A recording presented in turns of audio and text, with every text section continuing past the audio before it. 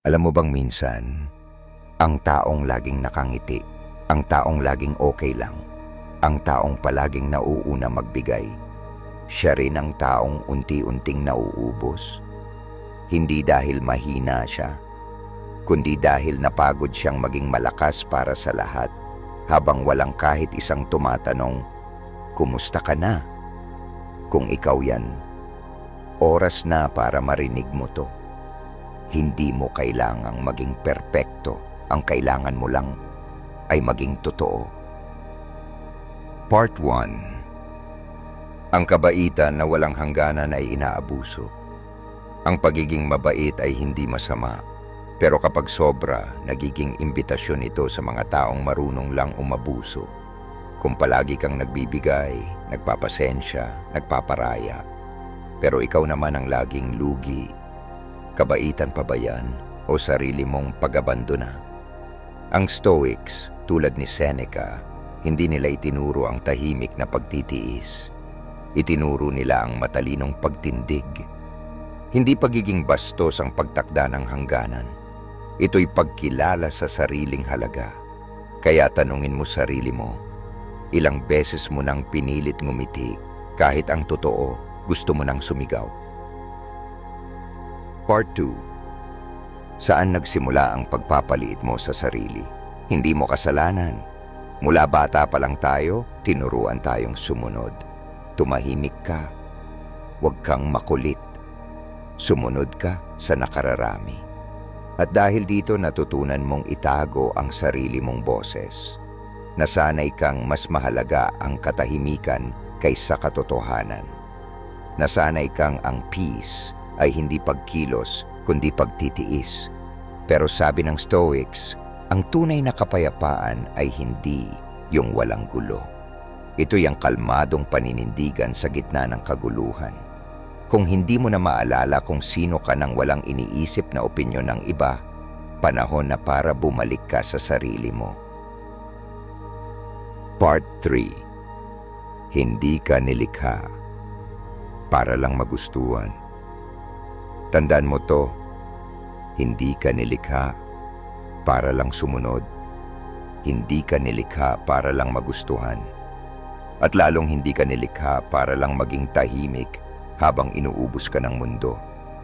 Nandito ka para tumindig, para pumili, para mamuhay na may direksyon, hindi takot. Kapag ang kabaitan mo ay binabayaran ng kawalang respeto, hindi mo kailangan maging mas mabait. Kailangan mong maging mas malinaw. Part 4. Pagtatakda ng tahimik pero matibay na hangganan. Akala ng iba kailangan ng sigaw para marinig. Akala nila kailangang makipag-away para makuha ang respeto. Pero ang Stoic, hindi kailangang ang ingay. Kailangan lang niyang manindigan. Ang hangganan mo, hindi kailangang ipaliwanag. Hindi mo obligasyon ang paulit-ulit na pagpapaunawa sa mga taong ayaw naman talagang makinig. Si Marcus Aurelius kahit emperador, hindi siya nagmataas, pero hindi rin siya nagpaapak. Ganon din ang dapat sa'yo. Tahimik pero matatag, hindi palaban pero malinaw. Part 5. Kapag natuto kang pumili, may mawawala, may babalik. Kapag sinimulan mong piliin ang sarili mo, may mga taong lalayo.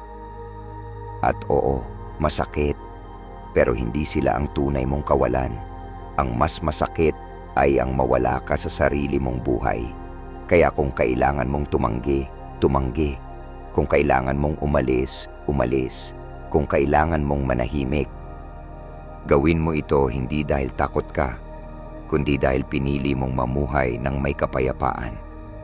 Sa bawat pagtanggi mo sa kung ano ang hindi nakarapat-dapat sa'yo, unti-unti mong naaalala kung sino ka talaga. Part 6. Ang paninindigan mo, yan ang kapangyarihan mo. Wala nang mas makapangyarihan kaysa sa taong hindi kailangang sumigaw para marinig. Sa taong hindi kailangang ipaliwanag ang sarili para mapanatili ang respeto. At sa taong kaya nang tumindig kahit mag-isa. Kaibigan, Hindi mo kailangang maging mas mabait. Kailangan mong maging mas totoo.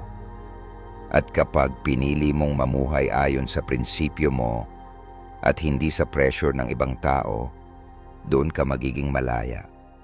At ang kalayaang yan ang hindi na pwedeng agawin sa'yo.